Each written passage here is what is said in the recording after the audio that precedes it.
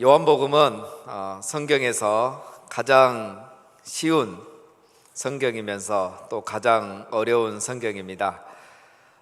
성경의 핵심 구절을 말하라고 하면 우리는 당연히 요한복음 3장 16절을 말할 것입니다.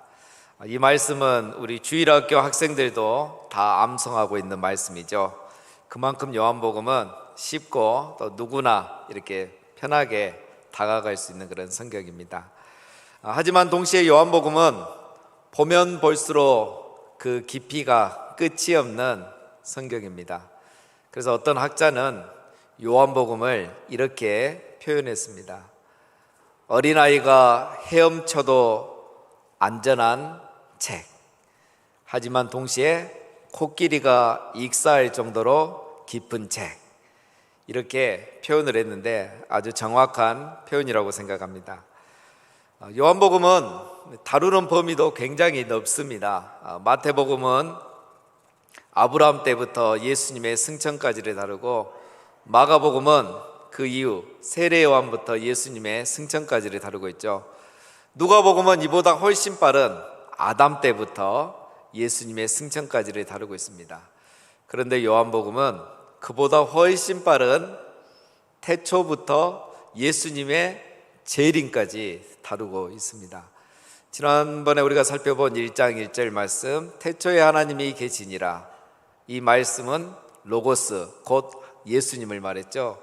예수님은 태초부터 계신 영원한 하나님이라는 걸 살펴봤습니다. 즉 요한복음은 그 시작이 태초입니다. 태초부터 다루고 있는 거죠. 그리고 요한복음 마지막에 가보면 베드로가 예수님에게 질문을 하는데, 예수님이 그 질문에 답변을 하면서 재림에 관한 말씀을 언급을 하십니다. 이처럼 요한복음은 태초부터 시작해서 예수님의 재림까지 이 모든 역사를 다루고 있는 그런 책입니다. 그리고 요한복음과 공관복음은 또 하나의 차이가 있습니다. 공관복음은 예수님은 어떤 사역을 하셨는가에 관심이 있다면, 요한복음은 예수님은 누구이신가, 어떤 분이신가에 관심이 많습니다. 그래서 공관복음은 예수님의 탄생부터 생애, 그리고 하신 모든 사역들을 대부분 기록하였습니다. 하지만 요한복음은 예수님은 누구이신가에 관심을 갖고 예수님이 행하셨던 많은 기적 중에 7가지만 선별해서 그 표적을 기록해 놓았습니다. 메시지보다 더 중요한 것이 메신저이죠. 바로 요한은 이 메신저, 예수님에 대해서 많은 관심을 가지고 있었습니다. 공관복음은 1세기 중반 전후로 이렇게 기록이 되었다면, 요한복음은 1세기 후반에 기록이 되었습니다. 그러니까 이미 기독교가 시작된 지 한 세기가 다 지나가고 있던 때이죠. 이미 우리 기독교 신자들은 어느 정도 나름대로 신앙을 갖고 있는 시기였습니다. 그래서 요한은 이미 신앙을 가지고 있는 이 그리스도인들을 위해서, 그리고 그 당시에 헬라 철학의 영향을 받고 있는 이 사람들을 위해서 예수님은 누구이신가, 그 예수님에 대해서 소개하기 위해서 아주 이런 쉬우면서도 깊이가 있는 책을 기록으로 남겨놨습니다. 여러분, 초신자와 또 믿음이 이렇게 성숙한 사람의 차이가 어디에서 날까요? 초신자는 내가 받은 것에 관심이 많습니다. 그래서 내가 받은 구원, 내가 받은 죄의 사함, 내가 받은 은혜, 복, 이런 것을 깨달을 때마다 하나님 앞에 감사를 드리죠. 그러나 믿음이 장성한 자는 시간이 지나면서 나를 구원하신 예수님, 왜 예수님은 나를 위해서 죽으셨는가, 그 예수님에 대해서 관심을 갖기 시작하는 겁니다. 이것은 마치 어린아이가 선물만 좋아하지만 나중에 나이가 들고 커가면서는 선물보다는 선물을 준 사람에게 더 관심을 갖고 선물을 준 사람을 더 중요하게 여기는 것과 같습니다. 요한은 왜 예수님에 대해서 이렇게 관심이 많을까요? 왜 예수님은 누구이신가? 그 예수님을 우리가 아는 것이 왜 이토록 중요한가? 요한은 계속 우리에게 질문을 던지면서 이 성경을 기록하고 있습니다. 요한이 이토록 예수님을 아는 것을 중요하게 여기는 이유가 있습니다. 영생은 곧 예수 그리스도를 아는 것이기 때문입니다. 요한복음 17장에 영생은 곧 유일하신 참 하나님과 그가 보내신 자 예수 그리스도를 아는 것이라. 여러분, 영생이 무엇이라고 말합니까? 하나님과 예수님을 아는 것이 영생이라고 말합니다. 근데 우리하고 조금 차이가 있죠. 우리는 예수님을 믿음으로 영생을 받는다 말합니다. 그런데 요한은 예수님을 알므로 영생을 얻는다고 말하죠. 우리는 예수님을 믿어야 영생을 받는다고 말하는데 요한은 예수님을 아는 것이 곧 영생이다 이렇게 말합니다. 이 부분에 대해서는 앞으로 차차 설명을 또 드리겠습니다. 요한은 예수님이 누구이신가를 우리가 알고 그 예수님을 믿음으로 영생을 얻게 하기 위해서 이 성경을 요한복음을 기록한 겁니다. 요한복음 20장에 오직 이것을 기록함은 너희로 예수께서 하나님의 아들 그리스도였음을 믿게 하려 하며 또 너희로 믿고 그 이름을 힘입어 생명을 얻게 하려 함이니라. 요한이 이 요한복음을 기록한 것은 예수님이 누구이신지 우리가 알게 되고 그 예수님을 믿음으로 생명, 즉 영생, 영원한 생명을 얻게 하기 위해서 이 성경을 기록했다는 겁니다. 오늘 본문은 이제 요한이 그 예수님에 대해서 더 놀라운 사실을 우리에게 알려주고 있습니다. 지난주에도 우리가 한 가지를 살펴봤죠. 1장 1절에 태초에 하나님이 천지를 창조하시니라. 창세기 1장 1절과 비슷한 요한복음 1장 1절 태초에 말씀이 계시니라. 이 말씀은 곧 로고스인데 로고스는 예수님이라고 했습니다. 예수님이 누구인지 우리는 지난주에 살펴봤습니다. 예수님은 태초부터 하나님과 함께 계신 영원하신 하나님이라는 것을 알 수 있었죠. 그리고 하나님께서 태초의 말씀으로 세상을 창조하실 때에 우리 예수님은 그 창조 사역에 동참하신 창조주라는 것을 살펴봤습니다. 즉 예수님은 하나님이시고 창조주이시기 때문에 우리의 구원자가 되신다는 것을 1절 말씀을 통해서 살펴봤습니다. 그런데 여러분, 우리 예수님이 아무리 하나님이고 창조주고 구원자이시더라도 예수님이 저 지구 밖에 계신다면, 이 땅에 오시지 않았다면 우리가 예수님을 어떻게 알 수 있으며 어떻게 예수님을 믿고 하나님을 믿을 수 있었겠습니까? 그런데 다행인 것은 우리 예수님이 이 세상에 오셨다는 겁니다. 요한은 예수님이 이 세상에 오셨다는 것을 이렇게 표현합니다. 말씀이 육신이 되어. 말씀은 로고스, 예수님이라고 했죠. 말씀이신 예수님이 육신이 되어 오셨다는 거죠. 말씀이 육신이 됐단 말은 이제 신학적인 용어로 성육신 하셨다 이렇게 말합니다. 그런데 이 표현을 보면 우리의 관심이 가는 게 한 가지 있죠. 말씀이 사람이 되어 이렇게 말하지 않고 있다는 거예요. 말씀이 인간의 몸을 입고 이 세상에 사람으로 오셨다 이렇게 말하지 않고 있는 거예요. 요한은 말씀이 육신이 되었다 이렇게 표현하고 있는 거죠. 여기에는 요한의 의도적인 표현이 담겨 있는 겁니다. 지난번에 말씀드린 것처럼 그 당시는 헬라 철학이 유행이었고 헬라 철학의 핵심은 이원론이라고 했습니다. 헬라 철학에서 말하는 구원은 인간의 영혼이 감옥과 같고 죄된 이 육신을 벗어나는 것이 구원이라고 했죠. 그리고 로고스가 우리의 인간을 깨닫게 해서, 즉 눈에 보이는 세상이 전부가 아니고 이 육신은 죄되고 감옥과 같기 때문에 이 육신에서 벗어나야 된다고 하면서 그것을 깨닫게 해주는 게 로고스라고 말했습니다. 요한은 말씀이 육신이 되어 이 표현을 통해서 헬라 철학의 이 이원론이 잘못됐다는 것을 지적하고 있는 거죠. 우리의 육신은 감옥도 아니고 죄된 것도 아니고 나쁜 것이 아니라는 겁니다. 왜?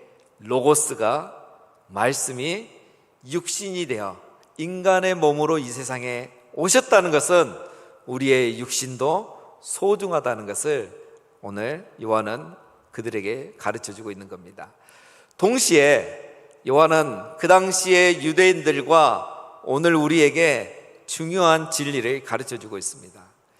예수님은 그냥 하늘에 계셔도 되는데 하나님이 왜 하늘에 계시지 않고 굳이 이 육신을 입고, 그 당시에 헬라 철학에서는 더 죄되고 감옥처럼 취급하는 이 육신을 입고 예수님이 이 세상에 오셨느냐는 겁니다. 오늘 요한은 우리에게 그 진리를 가르쳐 줍니다. 첫 번째로, 말씀이 육신이 되어 이 세상에 오신 것은 예수님이 우리 가운데 거하시기 위해서라는 겁니다.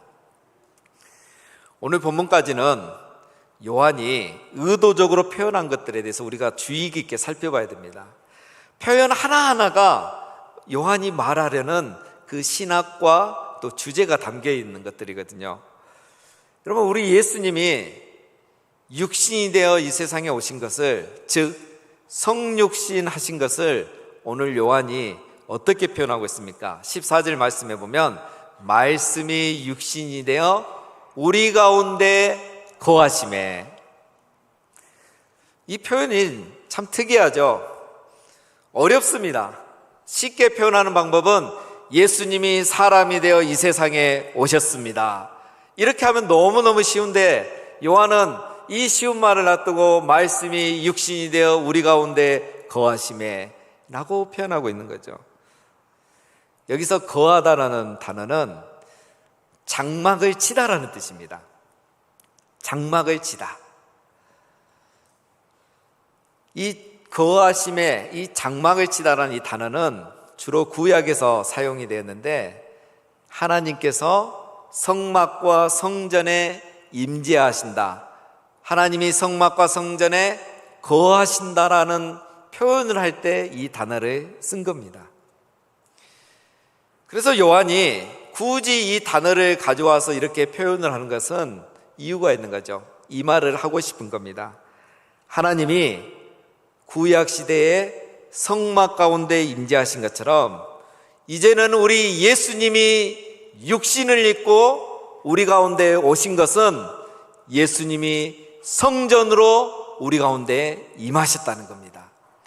우리와 함께 하시기 위해서 예수님이 육신을 입고 참 성전으로서 이 세상에 임하셨다는 거예요.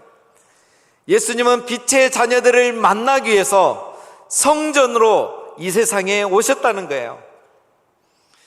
여러분, 성전이 어떤 곳입니까? 성전은 하나님이 거하시는 곳, 하나님이 자기 백성들을 만나는 곳, 하나님이 말씀하신 곳이 성전이죠. 예수님이 육신을 입고 이 세상에 성전으로 오셨다는 것은, 그래서 우리 가운데 거하신다는 것은 이제는 우리가 성막과 성전이 아니라 참 성막, 참 성전이 되시는 예수님을 통해서 하나님을 만날 수 있게 되었다는 겁니다. 이제는 참 성전이신 예수님을 통해서 하나님의 말씀을 들을 수 있게 되었다는 겁니다. 말씀이 육신이 되어 우리 가운데 거하심에, 바로 예수님은 참 성전이 되셔서 우리와 항상 함께 하시고 우리 가운데 항상 임재하시기 위해서 이 세상에 오셨다는 겁니다. 그게 바로 말씀이 육신이 되어 우리 가운데 거하신다는 의미입니다. 여러분, 그렇다면 우리 입장에서 우리가 구원을 받았다는 것은 이렇게 표현할 수 있을 것입니다. 참 성전으로 이 땅에 오신 예수님, 말씀이 육신이 되어 성전으로 이 땅에 오신 예수님, 그 예수님께서 이제 부활 승천하시고 말씀과 성령으로 우리 안에 거하심으로 우리가 이제 무엇이 되었습니까? 하나님의 성전이 된 거야. 그래서 사도 바울이 이런 말을 한 겁니다. 너희가 하나님의 성전인 것과 하나님의 성령이 너희 안에 거하는 것을 너희가 알지 못하느냐. 말씀이 육신이 되어 우리 안에 거하심에, 말씀이 육신이 되어 우리 가운데 거하심에, 즉 말씀이신 예수님이 이 세상에 성전으로 오셨고 이제는 그 예수님이 말씀으로 우리 안에 거하심으로 우리는 하나님이 거하시는 성전이 된 것입니다. 그래서 우리 가운데 하나님이 임재하시는 거고, 우리가 하나님 앞에 나아가면 하나님이 우리를 만나주시는 거고, 우리가 귀 기울이면 하나님이 우리에게 말씀하시는 겁니다. 그것은 바로 예수 그리스도께서 우리 안에 거하심으로 우리가 하나님의 성전이 되었기 때문인 겁니다. 그래서 우리가 가는 곳에, 우리가 사는 곳에서, 예배하는 그곳에서 하나님은 임재하시고 우리를 만나 주시는 겁니다. 여러분, 이 모든 은혜가 어디서부터 시작됐습니까? 말씀이 육신이 되어 우리 가운데 거하심에 성전으로 이 땅에 오신 참 성전 되신 예수님 때문에 이 은혜와 복을 우리가 받아 누리게 된 것입니다. 그래서 우리의 구원이 이렇게 귀중한 것이고 우리의 육신도 육체도 이렇게 소중한 것입니다. 수도와 철학, 쾌락주의가 말하는 인간론은 다 틀렸다는 거죠. 사랑하는 성도님 여러분, 예수님은 우리 가운데 거하시게 하여 참 성전으로 이 땅에 오셨습니다. 그 예수님은 2000년 전에 말씀이 육신이 되어 이 세상에 참 성전으로 오셨고 이제는 말씀으로 우리 안에 거하심으로 우리가 하나님의 성전이 되게 주셨습니다. 말씀이 육신이 되어 이 땅에 성전으로 오시고 예수님이 말씀으로 우리 안에 거하심으로 우리가 하나님의 성전이 되었으니 이제 어떻게 살아야겠습니까? 날마다 성전된 우리는 우리 가운데 임재하시는 하나님을 만나고 그 하나님의 음성을 들으면서 하나님과 친밀한 교제의 삶을 살아가는 이 축복을 날마다 누리시기를 주님의 이름으로 축원드립니다. 두 번째로, 예수님이 육신이 되어 이 세상에 오신 것은 우리에게 은혜와 진리를 주시기 위해서입니다. 우리가 받은 은혜는 구약의 성도들이 받은 은혜와는 차원이 다릅니다. 구약 시대에는 성막과 성전에 나아가서 하나님을 만났다면 지금 우리들은 참 성전이신 예수님을 통해서 하나님을 만나게 된 것입니다. 우리가 이 큰 은혜를 받았는데 요한은 이 큰 은혜를 이렇게 표현합니다. 우리가 다 그의 충만한 데서 받으니 은혜 위에 은혜르라. 이전에 받았던 은혜와는 비교가 안 되는 새로운 은혜라는 겁니다. 태초에 말씀으로 계셨던 하나님이 이제 육신으로 이 세상에 오셨고 구약시대의 성막과 성전에 임하였던 하나님이 이제는 성전으로 이 땅에 직접 오셨는데 이것이 바로 은혜 위에 은혜라는 것입니다. 구약시대의 은혜를 대체하는 은혜를 오늘 우리가 받게 된 것입니다. 그림자 시대는 이제 지나갔고 상징의 시대도 다 지나갔고 실체이신 참 성전이신 예수님이 이 세상에 오신 겁니다. 그래서 우리는 그 예수님, 참 성전이신 예수님을 통해서 하나님의 은혜를 받고 진리를 깨닫고 예수 그리스도를 믿고 하나님을 믿고 영생을 얻게 된 것입니다. 구약시대에는 이걸 누릴 수가 없었던 거죠. 요한은 옛 은혜와 새 은혜를 이렇게 비교하고 설명합니다. 17절에 율법은 모세로 말미암아 온 것이요 은혜와 진리는 예수 그리스도로 말미암아 온 것이요. 율법은 모세로 말미암아 주어진 것이고 은혜와 진리는 예수 그리스도로 말미암아 온 것이라는 거예요. 율법은 주어진 것이고 은혜와 진리는 온 것이라는 거죠. 율법은 모세를 통해서 주어졌지만 은혜와 진리는 예수 그리스도께서 직접 우리에게 주시는 겁니다. 예수님의 말씀이 육신이 되어 이 땅에 오셨다는 것은 은혜와 진리 되신 예수님께서 우리에게 은혜와 진리를 직접 베풀어 주시기 위해서 이 땅에 오신 겁니다.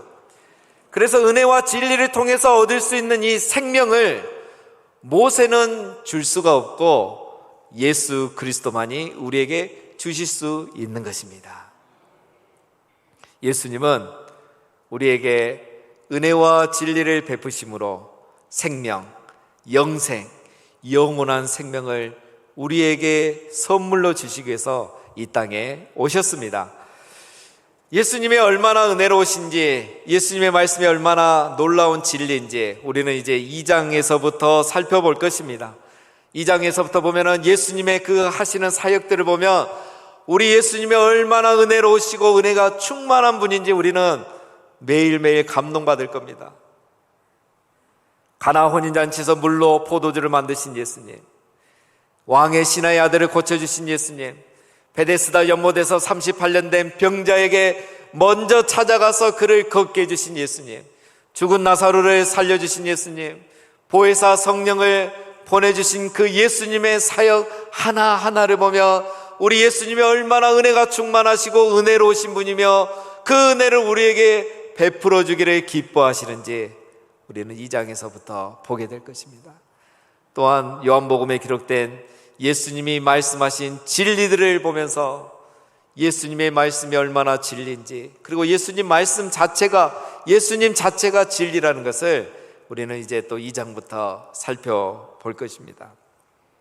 예수님은 이처럼 은혜와 진리가 충만한 분이시고 그 은혜와 진리를 우리에게 베풀어 주시기 위해서 이 땅에 오셨다는 것을 요한은 우리에게 가르쳐 주기 위해서 7가지 표적을 선별해서 기록해 놓은 것입니다. 사랑하는 성도 여러분, 우리는 예수님을 통해서 은혜와 진리를 받을 수 있습니다. 우리가 은혜를 받기 위해서 예수님 외에 다른 필요한 것은 없습니다. 우리가 진리를 알기 위해서 예수님 외에 다른 필요한 것은 없습니다. 왜냐하면 우리 예수님이 은혜와 진리시고 예수님이 은혜와 진리가 충만한 분이시고 예수님만이 우리에게 은혜를 베푸시고 진리를 깨닫게 해주시는 분이시기 때문인 겁니다. 이것을 위해서 말씀이신 예수님이 육신을 입고 이 세상에 오셔서 3년의 공생애를 사셨던 것입니다. 마지막으로 말씀이신 예수님이 육신이 되어 이 세상에 오신 것은 우리에게 하나님을 보여주기 위해서입니다. 우리 인간은 하나님을 볼 수가 없죠. 모세도 사실 하나님을 본 것은 아닙니다. 인간은 하나님을 볼 수 없기 때문에 하나님에 대해서 정확하게 알 수 없습니다. 구약시대에도 마찬가지입니다. 모세의 율법을 통해서 하나님을 조금 알았던 거죠. 선지자들이 전하는 하나님의 말씀을 통해서 하나님을 조금 알았을 뿐입니다. 하나님이 무엇을 기뻐하시는지, 하나님이 무엇을 싫어하시는지 말씀을 통해서 희미하게 알았던 거예요. 그러나 이제는 우리는 예수님을 통해서 하나님을 알 수 있고 볼 수 있게 된 것입니다. 어떻게 봅니까? 성경을 보니까 예수님께서 3년 동안 공생의 기간 동안 사역하신 것을 보니까 가난한 자, 병든 자, 소외된 자들을 찾아가면서 죄인들을 찾아가면서 하나님의 사랑을 보여주는 것을 보니까 우리 하나님이 우리를 얼마나 사랑하시는지 우리는 알 수 있는 것입니다. 예수님이 전하신 말씀을 보면 하나님이 무엇을 기뻐하시고 무엇을 싫어하시는지 이제는 우리가 확실하게 알 수 있습니다. 우리는 하나님을 보지 못했지만 예수님을 보면 하나님이 어떤 분인지를 이제는 알 수 있게 된 겁니다. 하나님의 음성을 직접 듣지 못했지만 예수님이 하신 말씀을 들으면 하나님이 뭐라고 하실지 우리는 다 알 수가 있게 된 것입니다. 이처럼 우리는 예수님을 통해서 하나님을 알게 되고 하나님을 볼 수 있게 된 것입니다. 오늘 18절 말씀에 본래 하나님을 본 사람이 없으되 아버지 품속에 있는 독생하신 하나님이 나타내셨느니라. 본래 하나님을 본 사람이 없죠. 그런데 이제는 독생하신 하나님이 나타내셨느니라. 이 말이 어렵습니다. 무슨 말이냐면 어떤 목사님이 이것을 이렇게 표현하셨어요. 예수님은 하나님을 해설하는 해설판이다. 예수님은 하나님을 해석해주고 해설해주는 해석판이고 해설판이다. 무슨 말이냐면 예수님을 보니까 하나님을 알 수 있겠고, 예수님을 보면 하나님을 안 봐도 하나님이 어떤 분인지 알 수 있겠다는 거예요. 예수님 말씀을 들어보니까 하나님이 무슨 말씀하실지 다 알 수 있겠다는 거예요. 예수님을 통해서 우리는 하나님이 다 해설이 돼버린 거예요. 보지 않았지만 예수님을 통해서 보게 된 거죠. 그렇습니다, 여러분. 우리 말씀이신 예수님이 육신이 되어 이 세상에 오심으로 우리가 하나님을 알게 되고 보게 되는 이 복까지 받게 된 것입니다. 그래서 우리는 하나님이 누구신지 어떤 분이신지 이제는 알 수 있고 볼 수 있게 된 것입니다. 말씀이 육신이 되어 우리 가운데 거하심에, 말씀이 육신이 되어, 즉 예수님의 이 성육신은 우리 죄를 위해서 십자가에 죽기 위해서만 그렇게 오신 것은 아니라는 겁니다. 말씀이 육신이 되어 말씀이신 예수님이 육신을 얻고 이 세상에 오셨기 때문에 이제는 하나님이 우리와 함께하고 우리 가운데 임재하시는 우리들이 성전이 되었다는 것입니다. 말씀이신 예수님이 육신이 되어 이 세상에 오셨기 때문에 우리는 하나님이 임재하시는 성전이 된 것입니다. 말씀이 육신이 되어 예수님이 이 세상에 오셨기 때문에 그 예수님을 통해서 우리가 하나님의 은혜를 받고 진리를 깨달아 하나님의 자녀가 된 것입니다. 예수님을 통해서 하나님을 알게 되고 하나님을 보게 된 것입니다.